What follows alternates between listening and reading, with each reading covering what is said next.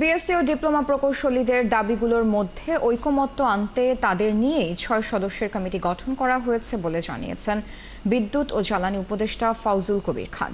সচিবালয়ে বিএসসি ও ডিপ্লোমা ডিগ্রিধারীদের দাবিগুলোর যৌক্তিকতা নিরীক্ষায় গঠিত কমিটির বৈঠক শেষে কথা বলেন তিনি। বলেন, কমিটির সুপারিশ না আসা পর্যন্ত কোনো আন্দোলন বা কর্মসূচি না দেবার প্রতিশ্রুতি দেওয়া হয়েছে।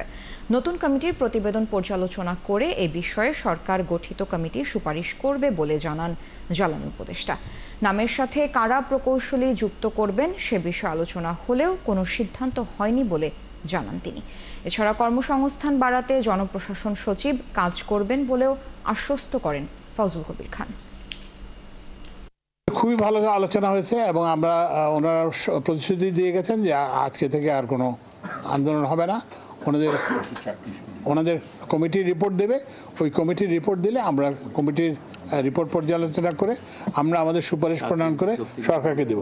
সবাইকে বলছে যে এখন নির্বাচন সামনে আছে, আমরা চাই না যে রাস্তায় জনদুর্ভোগ হোক এমন কোনো কর্মসূচি কেউ দেন। আর আমরা তো কারো পক্ষের সরকার না, আমরা তো সবার সরকার, অন্তর্বর্তীকালীন সরকার, আমরা সবাই সরকার। আমরা নিরপেক্ষভাবে যেটা কি বলে ন্যায্য যেটা করা উচিত সেটা আমরা করব।